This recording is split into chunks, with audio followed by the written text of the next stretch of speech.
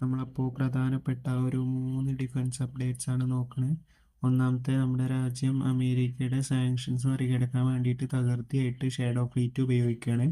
ഇതുമൂലം നമുക്ക് സാങ്ഷൻസ് ഒരു പരിധി വരെ മറികടക്കാൻ കഴിയും. ഷാഡോ ഫ്ലീറ്റ് എന്ന് പറഞ്ഞാൽ രജിസ്റ്റേർഡ് അല്ലാത്ത കപ്പലുകൾ ഉപയോഗിച്ച് ഓയിൽ ട്രാൻസ്ഫർ ചെയ്യുക. അതായത് നമ്മൾ കടലിൽ രണ്ട് കപ്പലുകൾ ഉപയോഗിച്ചിട്ട് ഒരു കപ്പലിൽ നിന്ന് മറ്റേ കപ്പൽക്ക് കടലിൽ വെച്ചിട്ട് തന്നെ ട്രാൻസ്പോർട്ട് ചെയ്യുക ഓയിൽ. അങ്ങനെ വരുമ്പോൾ ഇതിൻ്റെ റൂട്ട് മറ്റ് രാജ്യങ്ങൾക്ക് കണ്ടുപിടിക്കാൻ പറ്റില്ല.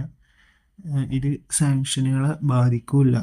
രണ്ടാമത്തെ ഒരു ഡിഫൻസ് അപ്ഡേറ്റ് പറഞ്ഞാൽ റഷ്യ വിജയകരമായിട്ട് ഒരു ടോർപിഡോ മിസൈൽ പരീക്ഷിച്ചിരിക്കുകയാണ്.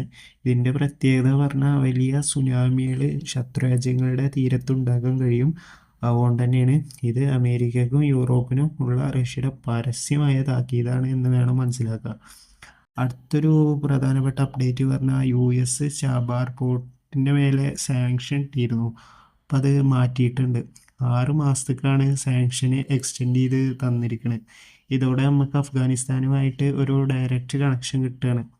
അവർക്ക് ഭക്ഷണ സാധനങ്ങളും പിന്നെ പാകിസ്ഥാനെതിരെയുള്ള യുദ്ധത്തിൽ വേണ്ട സഹായങ്ങളൊക്കെ ചെയ്തു കൊടുക്കാൻ നമുക്ക് സാധിക്കും.